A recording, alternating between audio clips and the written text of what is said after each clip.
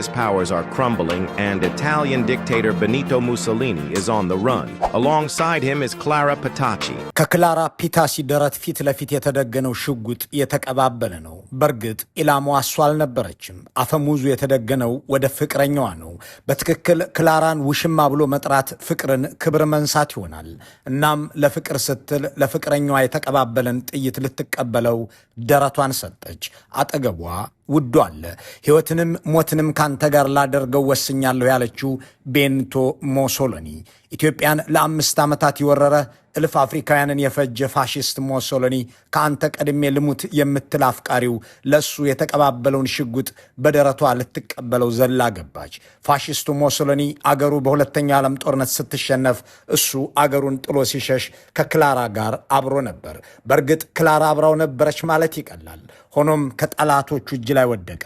ክላራም በሽሽቱም ሆነ በምርኮው ወቅት አብራው ሆነች። አሁንም በግድያው ወቅት ከሞሶሎኒ ቀድማ ለመሰዋት ለእሱ ከተቀባበለው ጥይት ፊት ለፊት ቆማለች። ከዚህኛው ክስተት 2 ቀናት በኋላ ከአልፕስ ተራራ ማዶ ሌላ ታሪክ ሆነ። ኤቫ ብራውን የተባለችው የአዶልፍ ሂትለር ፍቅረኛ ከ16 ዓመታት በኋላ የአግባኝ ጥያቄዋ ምላሽ አገኘ። 16 ክረምቶችን የጠበቀችው ፍልቅልቅ ታገባኛለህ የሚለው ጥያቄዋ ሲመለስ ፈነደቀች።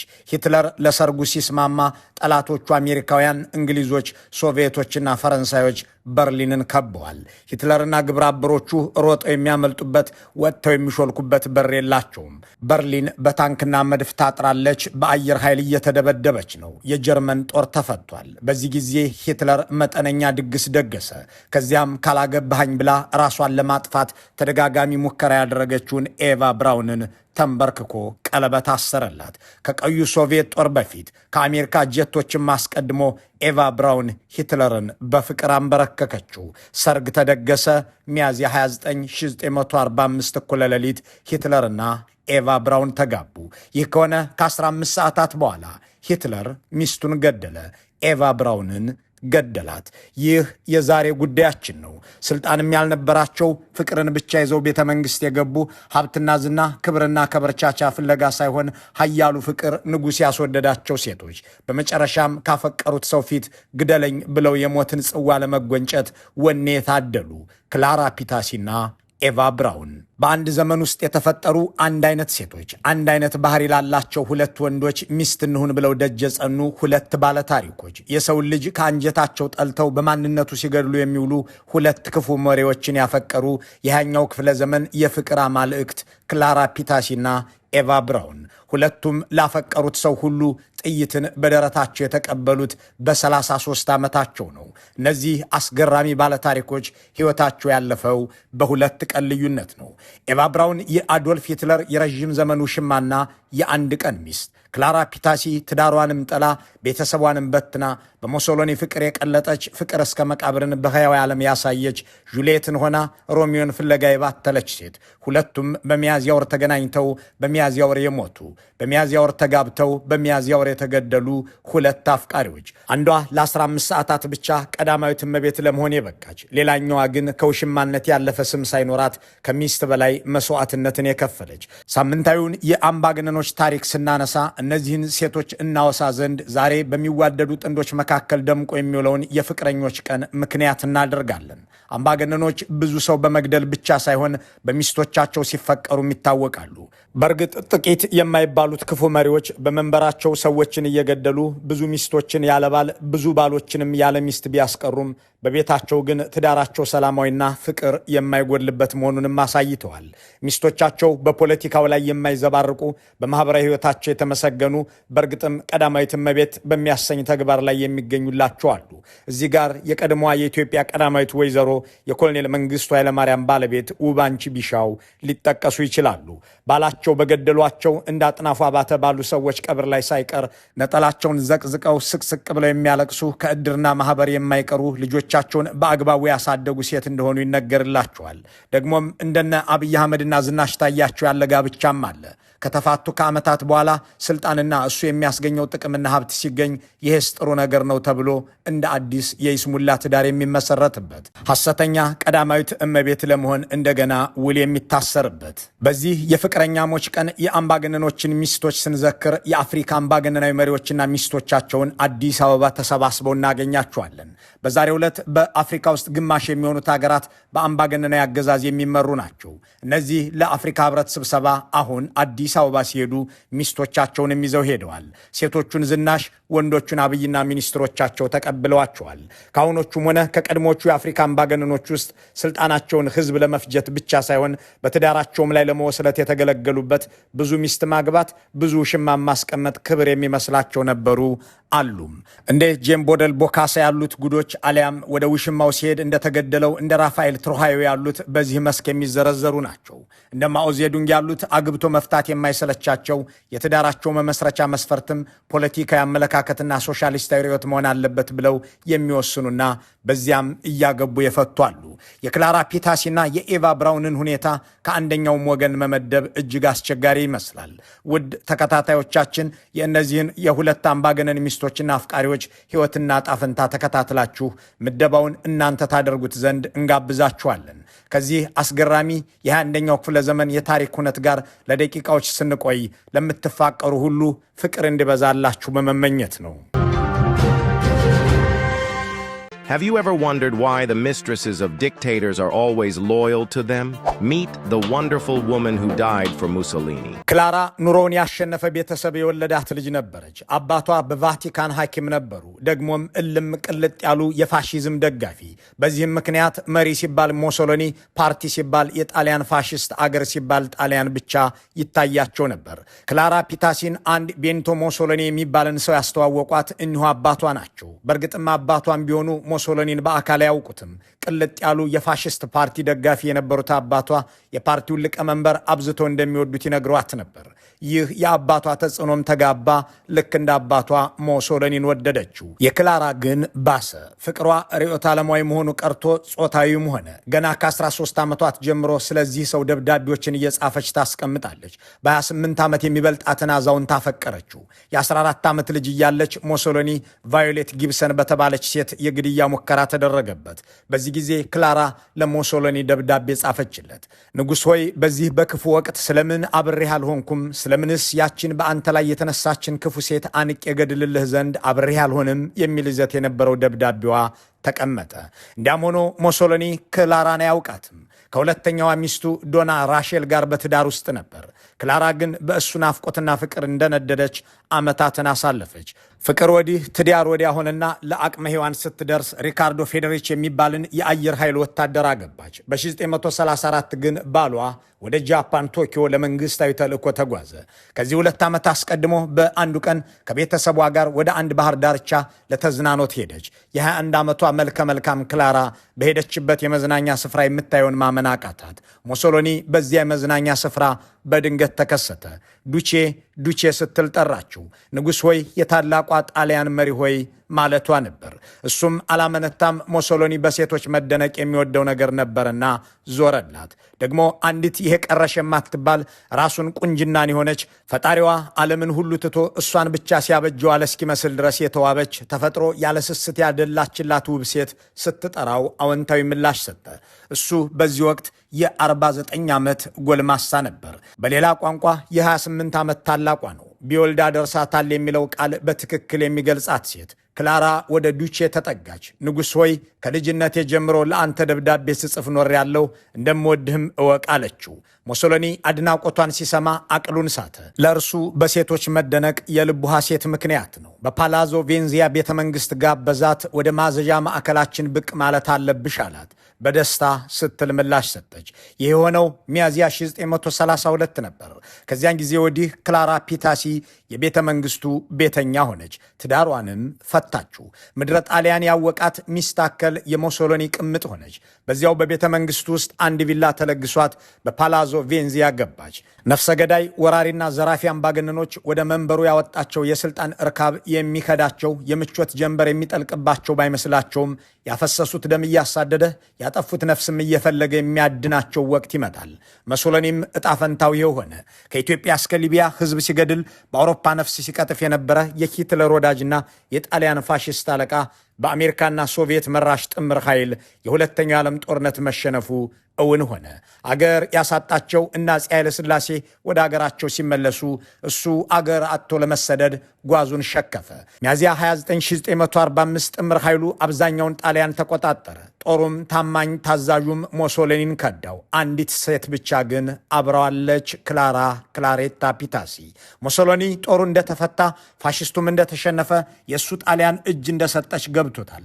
የቅርብ አጋሩ ሂትለር የሚኖርባት በርሊን እንደተከበበችም ሰምቷል። ከጀርመኑ አምሳያው ጋር መገናኘት ካቆመ ቀናት ተቆጥረዋል። ሁለቱ አምባገነኖች መሸነፋቸውን ካወቁ በኋላ መደዋወሉንም ትተውታል። ሙሶሎኒ ተነሳ። አገር ጥሎ ለመሸሽ ከመማረክም ለማምለጥ ተነሳ። ክላራ ፒታሲም አብራው ተነሳች። ትቀር ዘንድ ጠየቃት፣ አልሰማችውም። በስዊዘርላንድ በኩል ለመውጣት ተደጋጋሚ ሙከራ አደረጉ። መውጫ መንገዶች ሁሉ ተዘጋግተዋል። ሚያዝያ 27 1945 ማለዳ በሰሜን ምዕራብ ጣሊያን ዶንጎ ግዛት ውስጥ ቅልጥ ያለ ውጊያ እየተካሄደ ነው። በአካባቢው ያሉ የኬላ ጠባቂዎች የሚመጣና የሚሄደውን መኪና እየፈተሹ ናቸው። እንዳም ሆኖ ብዙም ተሽከርካሪዎች አይታዩም። አንድ ፒክአፕ መኪና ግን ከነፋስ ጋር በሚወዳደር ፍጥነት እየበረረ መጣ። አስቆሙት። ከፊተኛው በኩል ከሹፌሩ በቀር አንዳች ሰው አላገኙም። ወደ ኋላ ሄደው የዕቃ መጫኛውን ክፍል የሸፈነውን ሸራ ገለቡት። የደነገጡ አራት አይኖች ፈጠጡ።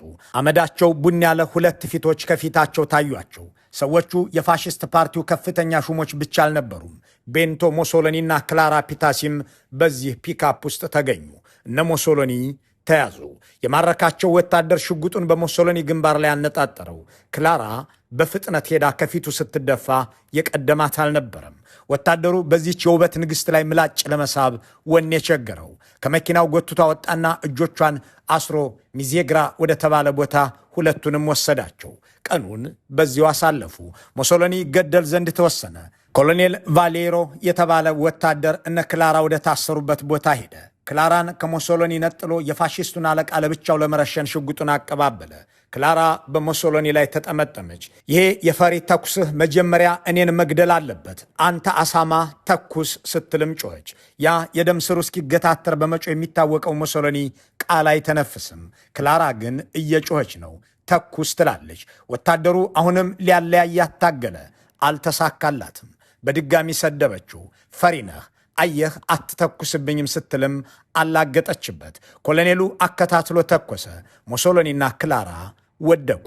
ሚያዝያ 1932 ሙሶሎኒን ያገኘችው ክላራ ከ13 ያልተቋረጡ የማፍቀር ዓመታት በኋላ ሚያዝያ 8 1945 በ33 ዓመቷ ሞተች። በዚህ ወቅት ሙሶሎኒ 62ኛ ዓመት ልደቱን ሊያከብር 2 ወራት ይቀሩት ነበር። አስከሬናቸው ወደ ሚላን ከተማ ተወስዶ ዝቅዝቅ እንዲሰቀልና ሕዝብ እንዲሳለቅበት ተደረገ። ምንም በጎ ታሪክ ያልነበረው ሙሶሎኒ ስለሱ ተብሎ የተከፈለው የፍቅር መስዋዕትነት ግን ዓለም እንዳትዘነጋው አድርጎታል። ለዚህም ክላራ ፒታሲ የተባለች አፍቃሪ ምክንያት ሆና ስሙን ከመቃብር በላይ ውላለታለች። ፍቅር እስከ መቃብርም ሲሆን ታይቷልና በፍቅረኛሞች ቀን ስሙ ይነሳ ዘንድ አፍቃሪ ሰጥቶታል።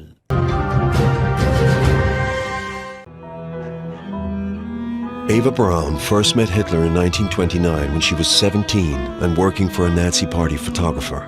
ልክ እንደ ክላራ ፒታሲ አምባገነን ያፈቀረችው፣ ልክ እንደ ክላራ በ33 ዓመቷ የሞተችው፣ ልክ እንደ ክላራ በሚያዝያ ወር የሞተችው ግን ለ15 ሰዓታት ብቻ ቀዳማዊት እመቤት ሆና በመጨረሻም በባሏ የተገደለችው ኤቫ ብራውን ሌላኛዋ ባለ ታሪካችን ነች። ኤቫ ብራውንም ውበትና ማፍቀርን የታደለች ለፍቅር ሲባል የሚከፈልን ዋጋ ለመክፈል ያላመነታች ሴት ነች። ከሂትለር ጋር የሚተዋወቁት የ17 ዓመት ታዳጊ እያለች ነበር።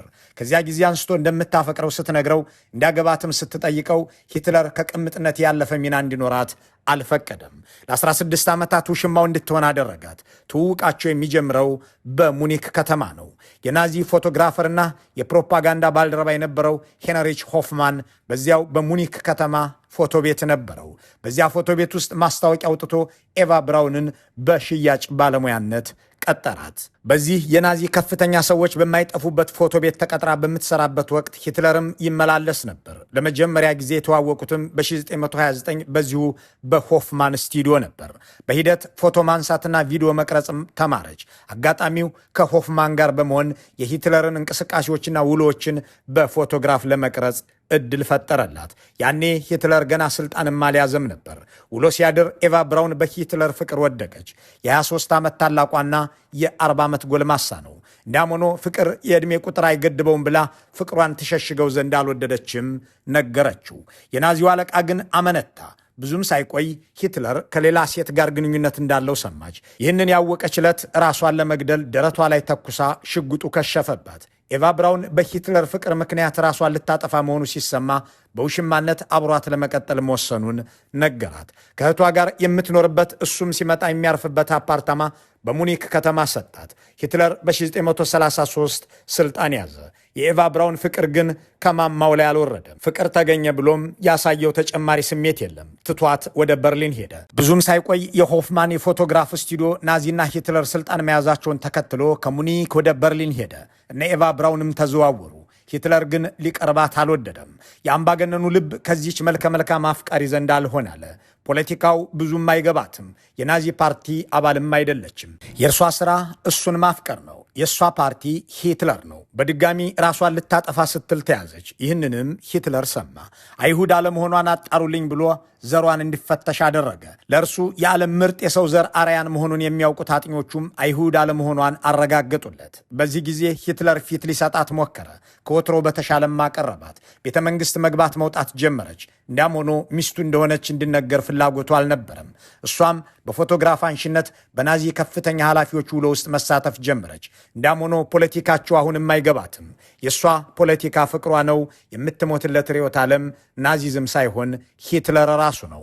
ኤቫ ብራውን ከፎቶግራፍ አንሺነት ወደ የሂትለር ልዩ ጸሐፊነት ትሸጋገር ዘንድ ፈቀደላት። ያለ ፈታሽ የምታገኝበት፣ ያለ ከልካይ አብራው የምትሆንበት ምቹ ሁኔታ ተፈጠረ። እንዲያም ሆኖ ለምታቀርበው የጋብቻ ጥያቄ አዎንታዊ ምላሽ ሊሰጣት አልወደደም። በእንቢታው እንደጸና ቀጠለ። በዚህ ሁኔታ ውስጥ አውሮፓን የወረረው ሂትለር ተሸንፎ በአራቱም አቅጣጫ ሰራዊቱ እንደምቧይ ካብ ተናደ። በርሊን ተከበበች። የሶቪየት ኅብረት ቀዩ ጦር ርዕሰ ከተማዋን ነፋስም እንዳይወጣባት አድርጎ አጠራት። የፈረንሳይ አየር ወለዶች እንደ በረዶ በበርሊን መሃል ክፍሎች ላይ እየዘነቡ ናቸው። የአሜሪካና የእንግሊዝ ሜካናይዝድ ኃይል አንድም የበርሊን ሰው እንዳይወጣ ከበዋል። ኤቫ ብራውን ከሂትለር ቤተ መንግሥት ወይም በንከር እንድትወጣ ተጠየቀች። አብሬህ ሞታለሁ እንጂ አይደረግም አለች። ሚያዝያ 29 1945 እኩለ ሌሊት አዶልፍ ሂትለር ለ16 ዓመታት ያንከባለለውን የጋብቻ ጥያቄ ተቀበለ። ኤቫ ብራውንን በቤተ መንግሥት ውስጥ በተዘጋጀ መጠነኛ ድግስ አገባት። ይህ ሲሆን እነ ጉብልስና ሆፍማን በቦታው ነበሩ። ኤቫ ብራውን የማትበገረው አፍቃሪ ከ16 ዓመታት በኋላ ጥያቄዋ ተመልሶ ሂትለር ባሏ ሆነ። ሌሊቱ ነጋ። የጀርመን ኃይሎች በሚገባ ተሸንፈው እነ ሞሶሎኒን ከ2 ቀናት በፊት ተይዘው እንዲረሸኑ ያደረገው ጥምር ኃይል ሂትለርን ከነነፍሱ ስለመያዝ እየተነጋገረ ነው። ከቀኑ 9 ሰዓት ተኩል ላይ ጀርመንና ናዚ ሂትለርና 6 ሚሊዮን ሕዝብ በመጨፍጨፍ የተባበሩት ግብረ አበሮቹ አማራጭ እንደሌላቸው አወቁ። ከዚያም ራሳቸውን ማጥፋት እንዳለባቸው ወሰኑ። ጆሴፍ ግብሉስ 6 ልጆቹንና ሚስቱን ገድሎ በመጨረሻ ራሱ ላይ ተኮሰ። እሱን ጨምሮ 8 ሰው ገደለ። ሌሎችም እንዲሁ አደረጉ። ሂትለር የ16 ዓመት አፍቃሪውንና ትናንት ማታ ግብቶ ሚስት ያደረጋትን ኤቫ ብራውንን ገደለና ራሱን ረሸነ። ለ15 ሰዓታት የቆየው የቀዳማዊት እመቤትነት፣ ለ16 ዓመታት የከረመው አፍቃሪነት እንዲህ ባለ መልኩ ተፈጸመ። ኤቫ ብራውን በባሏ ተገደለች። ልክ እንደ ክላራ ፒታሲ በሚያዝያ ወር፣ ልክ እንደ ክላራ ፒታሲ በ33 ዓመቷ፣ ልክ እንደ ክላራ ከምታፈቅረው አምባገነን ጋር ሞተች። ፍቅርና ገንዘብ ማረፊያውን አያውቅምና ሰውን አሳደው የሚገድሉ አምባገነኖችም እንዲህ ያሉ አፍቃሪዎች አሏቸው። መልካሙን ሁሉ በመመኘት በዚሁ እንሰናበታለን።